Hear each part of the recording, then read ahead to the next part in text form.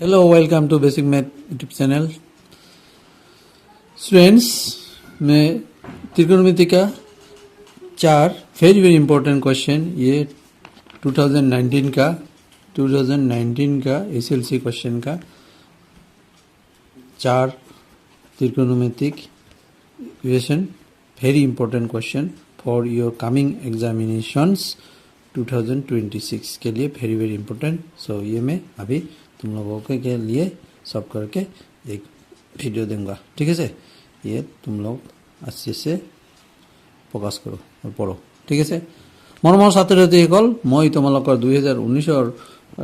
17 18 19 20 এই চাৰিটা important question ত্ৰিকোণমিতিৰ কাৰণে আনিছোঁ যিবিলাক কুৱেশ্যন তোমালোকৰ 2026 শিক্ষান্ত পৰীক্ষাৰ কাৰণে মোষ্ট ভেৰি ইম্পৰ্টেণ্ট কুৱেশ্যন. তো এইবিলাক মই এতিয়া তোমালোকক অতি সহজে খুব এটা কথা খুব বিৰাট পৰিতপৰ বিৰাট দুখৰ বিষয় যে আমাৰ মৰমৰ জুবিন দা যি আমাৰ অন্তৰৰ একদম শিল্পী সেই শিল্পীজনৰ ইমান দুৰ্ঘটনাজনক কথাটো শুনিবলৈ পাই মই মোৰ ভৰিকৈ আফচোচ হৈ পৰিছোঁ. খৰ দুখৰে মোৰ ভৰি পৰিছোঁ. মোৰ মুখেৰে মাত ওলোৱা নোহোৱা হৈ গৈছে. আজিলৈকে মই একো ভালকৈ কথা বিৱৰণে সেইকাৰণে মই তোমালোকক কোনো এটা ভিডিঅ' দিবলৈ ভালকৈ পৰা নাই. গতিকে আজি বহুত দুখ কষ্ট কৰি অলপ ধৈৰ্য ধৰি মই ভাবি আহিছোঁ তোমালোকৰ যিহেতু পঢ়া শুনা আছে লাইভ আছে পৰীক্ষা একদম নিচেই ওচৰ চাপিছে সেইকাৰণে আজি মই তোমালোকক এই 4টা অংক ভিডিঅ' দি আজিৰ পৰা ষ্টাৰ্ট কৰিব বিচাৰিলোঁ. কিয় মনত দুখ মনতে থাকক পঢ়া শুনাটো আমাক কৰিব লাগিব কিন্তু উই ৱান্ট জাষ্টিছ ফৰ জুবিন দা. আমাক ন্যায় লাগিবই. আমি ন্যায় আনিমেই. দোষীক শাস্তি দিব লাগিব. যি দুজন কালপিত সিদ্ধাৰ্থ শ্যাম কানু আৰু প্ৰবাসী অসমীয়া যিবিলাক এছাম এছ'চিয়েশ্যনৰ যিকেইজন আছে তন্ময় যিসকলে ষড়যন্ত্ৰ কৰি আমাৰ মৰমৰ জুবিন দাক লৈ গৈ সিহঁতে হত্যা কৰিলে ইহঁতে নেগলিজেঞ্চি কৰি হত্যা কৰিলে. It's murder not accidents. So' আমি সিহঁতক আজি তোমাৰ এই ভিডিঅ'ৰ যোগে মই সিহঁতক ক'ব পাৰিছোঁ আমি আমাৰ ন্যায় আনিবই লাগিব. আমাৰ অসমৰ এটা অমূল্য হীৰা সম্পদ আমি হীৰাৰ টুকুৰা হেৰাই পেলাইছোঁ. আমাক জাষ্টিছ দিবই লাগিব. মুখ্যমন্ত্ৰী মহোদয় আপুনি ইয়াৰ উচিত তদন্ত আনি দোষীক উচিত শাস্তি দিয়ক অনতিপলমে. নহ'লে বিৰাট আগন্তুক আপোনাৰ 2026 ইলেকশ্যনৰ ভয়ানক এটা আপোনাৰ ঠিক আছে. এতিয়া আমি মনটো অলপ ডাঠ কৰি আমি আমাৰ পঢ়া শুনা ষ্টাৰ্ট কৰোঁ. আজি তোমালোকৰ ত্ৰিকোণমিতি 17 18 19 20 এইকেইটা অংক মই ভালকৈ কৰি দেখুৱাম. ঠিক আছে অ'কে. তো তোমালোকে ৰেডি হোৱা কাগজ কলম লৈ ৰেডি হোৱা. তোমালোকে এইকেইটা মোৰ লগে তোমালোকে কৰি যাবা আৰু ভালকৈ মনোযোগেৰে কিবা যদি ডাউট থাকে তোমালোকে কমেণ্ট কৰিবা. মই আকৌ তোমালোকক এইকেইটা অংক আকৌ ৰিভাইজ কৰি ভিডিঅ'টো বনাই দিম. Okay let's start.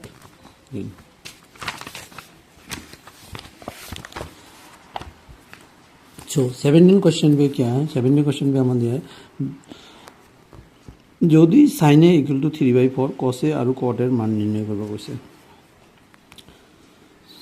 কিছুমান ইংলিছ ষ্টুডেণ্ট থাকিব পাৰে তাৰ কাৰণে তোমালোকক মই ইংলিছটো কৈ আছোঁ. If sine is equal to 3/4 calculate cos equal cot. Sine का वैल्यू दिया है 3/4 हमको वैल्यू निकालना है कॉसे और कटे. मतलब যদি সাইনে ইকুয়াল টু 3/4 তেনে কসে আৰু tan এর মান দিব কটের মান উলিব. ঠিক আছে okay start. 17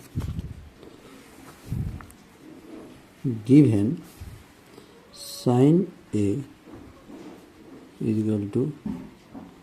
3/4 sin A is equal to 3/4. ঠিক আছে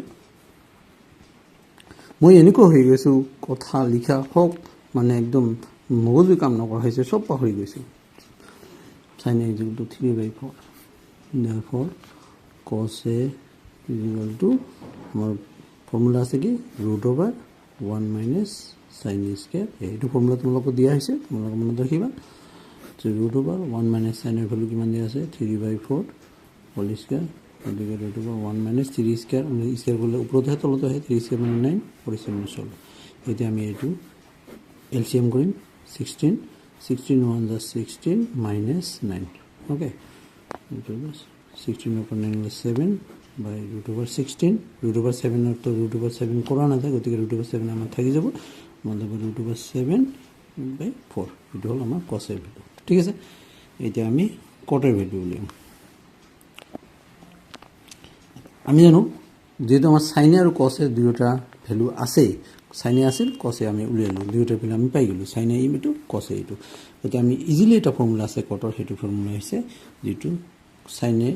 আৰু কসে ডিভাইডেড বাই সাইনে এটো ফৰ্মুলা আমি ইউজ কৰিম এটা কসৰ ভ্যালু কিমান আছে ভাই দিম √7/4 আৰু সাইনৰ ভ্যালু কিমান আছে আমাৰ 3/4 সো এটা √7/4 এটো ডিভাইড যেহেতু আমি যদি ইনটু দিও তেতিয়া আমি জানো যে ফ্র্যাকশনটো রেসিপ্রোকাল হৈ যায় ওকে ওকে তো এতিয়া √7/4 এটো ডিভাইডটো আমি রেসিপ্রোকাল দিও 4 দিয়ে গল আমি ফ্র্যাকশনটো উল্টি যায় গতিকে আমি 4 ক্যান্সেল হৈ গল তাহলে আমাৰ থাকে √7 বাই ইয়াত হ'ল 3 √7/3 তো আমাৰ এটা ভ্যালু পালো সাইনে এটো ভ্যালু আৰু কটে এটো value okay okay okay now okay তেনে মৰমৰ ছাত্ৰ ছাত্ৰীসকল আমি আজি এইটো তাৰ পিছত মই নেক্সট ভিডিঅ'ত মই তোমালোকক দি আছো 18 19 20 ওকে তো ওকে তোমালোকে সকলোৱে আমাৰ মৰমৰ শিল্পী ধাৰকনে একে মুখৰে কোৱা জয় জুবিন্দা জয় জুবিন্দা জয় জুবিন্দা ওকে নাও স্টুডেন্টস Question number 18 के दे मान निर्णय करा sin 30 degree plus tan 45 degree minus cos 60 degree cos x divided by sec 30 degree plus cos 60 degree plus cot 45 degree ठीक আছে এটো মান নির্ণয় কৰিব গৈছে ইভালুয়েট দা তো এটো কৰিবৰ কাৰণে আমাক কি কৰিব লাগিব আম ভ্যালু বিলাক জানিব লাগিব sin 30 ডিগ্ৰী sin 60 ডিগ্ৰী আমাৰ এটা জিওমেট্ৰি চাৰ্ট আছে হয়নে তোমালোকে এই ডিগ্ৰী কিটা ভালকৈ মুখস্থ কৰিবা তেনেহলে এইবিলাক প্ৰবলেম তোমৰা কৰিব পাৰিবা ঠিক আছে মই আগত অংকটো লিখি লওঁ কি আছে চাই লওঁ sin 30 degree plus tan 45 degree minus cosec 60 degree divided by কি আছে sec 30 degree plus cos 60 degree plus cot 45 degree ঠিক আছে সো এতিয়া আমি জানো sin 30 ডিগ্রি ভ্যালু কিমান sin 30 ডিগ্রি ভ্যালু হৈছে হাফ বাই দিম tan 45 ডিগ্রি ভ্যালু কিমান 1 মুখস্থ থাকিব লাগিব হ্যাঁ ভ্যালু কিটা এতিয়া cosec 60 ডিগ্রি ভ্যালু কিমান আমি cosec 60 ডিগ্রি ভ্যালু কাৰণে আমি cosec জানিব না sin 60 ডিগ্রি জানি লওঁ sin 60 ডিগ্রি কিমান √3/2 গতিকে sin cosec টু sin ৰ অপোজিট গতিকে আমি উল্টাই দিম √3/2 দ্যাট মিন্স এটো হ'ব 2 এটা sec 30 ডিগ্রি টো কি sec 30 আমি জানো যে cos 30 ডিগ্রি ভ্যালু কিমান sec এর ভ্যালু উল্টা টু অপোজিট টু কি cos 30 ডিগ্রি ভ্যালু √3/2 গতি sec 30 ডিগ্রি টু হ'ব 2/√3 ঠিক আছে না প্লাস cos 60 ডিগ্রি হ'ব হাফ প্লাস cot 45 ডিগ্রি হৈছে 1 ঠিক আছে এটা আমি এলসিএম কৰিম এলসিএম আমি কেনেকৈ কৰিম সোৱা ইয়াত এলসিএম হ'ব 2√3 ইয়াত হ'ব 1 প্লাস এটা 2 যেহেতু আমাৰ 2 আছে গতিকে 2 দি ডিভাইড কৰিলে ইয়াত থাকিব √3 আহিব √3 প্লাস ইয়াত একতৰ দেখো নাই গতিকে আমাৰ 2√3 আহিব আৰু √3 দিলে 2 থাকিব 2 2 যা 4 ইয়াত আমাৰ তলত হ'ব 2√3 ওপৰত হ'ব √3 গছে গতিকে 2 2 যা 4 আহিব প্লাস 2 ৰে গল গতিকে ইয়াত আহিব √3 আৰু ইয়াত হ'ব 2√3 ঠিক আছে এতিয়া √3 ক্যান্সেল কৰি যায় ক্যান্সেল কৰি দিলে আমাৰ ইয়াত থাকিল কিমান √3 প্লাস 2√3 দ্যাট মিন্স 3√3 মাইনাস আর ইয়াত হ'ব 3√3 প্লাস 4 হৈ গল ঠিক আছে এতিয়া আমি এটো কি কৰিম হৰ পৰিমেয় কৰিম কনজুগেট কৰিম তো 3 তো এতিয়া আমি 3√3 প্লাস 4 ইয়াৰ আমি কনজুগেট কৰিম 3√3 মাইনাস 4 ঠিক আছে এটা উপরত হইব আমার যে প্লাস 4 থাকলে আমি মাইনাস 4 এর করব তো 3√3 মাইনাস 4 আর এটা হইব 3√3 মাইনাস 4 ঠিক আছে না এটা আমি a plus b a minus b a plus b a minus b তার মানে a square minus b square formula এই সব এদিকে 3√3 স্কয়ার মাইনাস 4 স্কয়ার তারপরে ইয়াত হ'ব a মাইনাস b দুইটা একে আছে গতিকে a minus b whole square কৰি দিব 3 root 3 minus 4 whole square. তো এটু স্কোয়ার করলে আমার হবে 379 ইন্টু 3 আর বি স্কোয়ার করলে কত সময় 16। এটি আমি এটু যদি স্কোয়ার করি তাহলে আমার হবে a square minus 2 into a into B plus B square হয়। এটা 9 থেকে মানে 27 মাইনাস 16 ইয়াত হ'ব 379 9 3 যে 27 এটু 27 হ'ব ইয়াত হ'ব 6 root 3 है ना 6 root 3 নহয় এটা 6 4 24 root 3 হ'ব 24 root 3 হ'ব কাৰণ 2 3 যা 6 2 3 যা 6 6 4 যা 24 root 3 প্লাস ইয়াত হ'ব 16 এটা 27 ৰ পৰা 16 গলে আমাৰ কিমান থাকিব 1 11 है ना और ইয়াত হ'ব আমাৰ 627 আৰু এটু প্লাস কৰিম আমি প্লাস প্লাস হ'ব গতিকে এটু 3 23 and 43 minus 24 43 minus 24 root 3 divided by 11 it will be my answer. Okay, I hope everyone is clear. Okay, thank you for watching. Bye bye. মৰমৰ সাথে সাথে হল এবাৰ আমি 17 18 হৈ গল এতিয়া আমি 19 নম্বৰটো কৰিম 19 নম্বৰটো কি দিয়া আছে যে যদি 10 is equal to cot a equal to a minus 18 এর ভ্যালু উলিয়াব লাগে ঠিক আছে এটো কোশ্চেন তোমালোকে কোশ্চেনটো আগত লিখি লবা ঠিক আছে কোশ্চেনটো মই দি আছো থাম্বনেলত থাকিব তোমালোকে পাই যাবা নহলে পিডিএফটো এটা দি দিম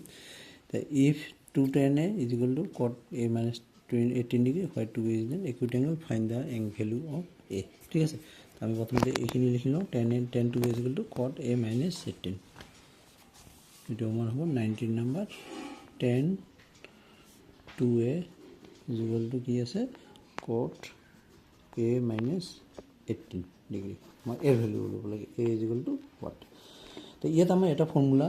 ইউজ হ'ব এটো ফৰ্মুলা হল 90 ডিগ্ৰী ফৰ্মুলা যেটো আমি যে sin 90 ডিগ্ৰী থি minus θ is equal to কি পাওঁ cos θ cos 90 degree minus θ is equal to sin θ তেনেকৈ আমি নিশ্চয় আমি পাইছো যে tan 90 ডিগ্ৰী minus θ মানে কি θ cot θ হয়নে নহয় আৰু cot 90 ডিগ্ৰী minus θ মানে আমি কি পাইছো tan θ তেতিয়া আমি এই অপচনটো এনেকৈ লিখিম tan θ টু যেছে tan θ আমি cot 90 ডিগ্ৰী minus θ বুলি লিখিম মানে আমি ফৰ্মুলাটো উল্টা কৰি লিখিম ঠিক আছে অৰ্থাৎ tan θ থাকিলে আমি লিখিব পাৰিম cot 90 ডিগ্ৰী minus θ ঠিক আছে তো এই যে ইয়াত আমাৰ tan θ নাই আমাৰ কি দিয়া আছে tan 2a আছে তেনেহলে মানে থিটাৰ অপজিটত কি দিয়া আছে 2a গতিকে আমি কি লিখিম cot 90 ডিগ্ৰী minus 2a নিশ্চয় বুজি পাইছা তো আমি লিখিম cot 90 degree minus 2a tan 2a এইখিনি ঠাইত আমি লিখিব পাৰিম cot 90 ডিগ্ৰী minus 2a নিশ্চয় লিখিব পাৰিম এই ফৰ্মুলা মতে হয় না এই ফৰ্মুলা আছে এই ফৰ্মুলাটো মতে আমি লিখিব পাৰিম নিশ্চয় ঠিক আছে এতিয়া cot 90 ডিগ্ৰী minus 2a এইফালে তো মান আছে এইফালে একো কৰিব নালাগে কাৰণ আমাৰ উদ্দেশ্য হৈছে দুইফালে আমাৰ যেটো ৰেশিও অতিক্ৰমতি ৰেশিও এটো সেম কৰিব লাগিব এইফালে cot আছে গতিকে এইফালে cot দুইটা একে কৰিব লাগিব এইফালে cot আছে আমি এটো cot বনাবো ঠিক আছে এটো 10 আছিল এটো আমি 10 বনাব পাৰিলো হয় কিন্তু ইয়াত মানে থিটাটো অলপ a minus 18 লিখিব অলপ এটো ইজি হয় এইকাৰণে আমি 10 টোকে cot বনালো এইফালে তো cot আছে যে cot উঠি যাব দুইফালে একে ৰেশিও থাকিলে উঠি যায় গতিকে আমাৰ আহিব 90 ডিগ্ৰী minus 2a और याद आइबो a minus 18 ডিগ্ৰী এটা সো আমাৰ এ ভ্যালু বলালো গতিকে আমি এটো x সাইডে লৈ আহিম এটা 90 ডিগ্ৰী প্লাস 18 আর এইফালে a গতিকে 2a টো এইফালে লিখিব প্লাস 2a হৈ গ'ল এটা সো এই বস্তুটো আমি এনেকৈ অপোজিটলি লিখি দিম a plus 2a মানে কিমান হ'ব 3a 90 plus 18 টো কিমান হ'ব আমাৰ 108 ডিগ্ৰী এটা a ইকুয়াল টু কিমান হ'ব 108 যেটো a2 ইনটু হৈছে গতিকে ডিভাইড হ'ব তেনেহলে এটো a দি ডিভাইড কৰি আমি পাম 36 degree okay okay so student এবাৰ আমাৰ 17 19 হৈ গল এতিয়া আমাৰ 20 নম্বৰটো আপু নেক্সট ভেৰি ইম্পৰ্টেন্ট কোশ্চেন এটো প্ৰুভ কৰিব কৈছে prove that cos a divided by 1 plus sin a is equal to 1 plus sin a divided by cos a is equal to 2 sec a হয় না তো আমি লিখি লওঁ এটো মোস্ট ভেৰি ইম্পৰ্টেন্ট কোশ্চেনটো আমাৰ লিখা হৈ গৈছে গতিকে আমি এতিয়া কৰিম এটো কি কৰিম প্ৰথমতে আমি 1 plus sin a divided by cos a এটো আৰু এটো এলসিএম লম আমি এলসিএম ললে আমাৰ দুটা আহিব যেহেতু ব্ল্যাক ব্ল্যাক আছে গতিকে আমাৰ আহিব 1 plus sin a into cos a এটো ৰাইট হ্যান্ড সাইড কৰিব নালাগে আমি হ্যাঁ লেফট হ্যান্ড সাইড দি কৰিম লেফট হ্যান্ড সাইড দি কৰিব লাগে ৰাইট হ্যান্ড সাইড আমি প্ৰুফ হে পাম তেতিয়া 1 প্লাছ চাইন এ ডিভাইড বাই কছ এ যেতিয়া আমি কৰিম তেতিয়া আমাৰ এলচিএমত কি হ'ব 1 প্লাছ চাইন এ ছেইমে আছে গতিকে আমাৰ কছ এটো এইটো ইনটু 4 তোমালোকে নিশ্চয় এলচিএম জানাই ঠিক আছে এলচিএমটো সদায় এনেকুৱাই হয় কছ এ যেনেকুৱা কছ এ ডিভাইড বাই 1 প্লাছ চাইন এ আছে ইয়াৰ লগত আমি এলচিএম যেটো এইটো ইনটু কৰিব লাগে 1 plus sign A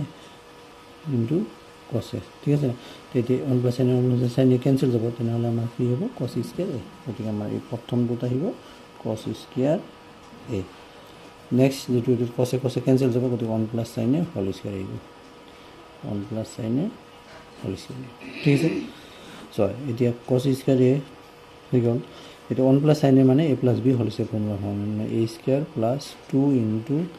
a into b plus b square ঠিক আছে এইটো তলটো আমি একো কৰিব নালাগে হা তলটো যি আছে তেনেকৈ একেই লিখিবা সেম লিখিবা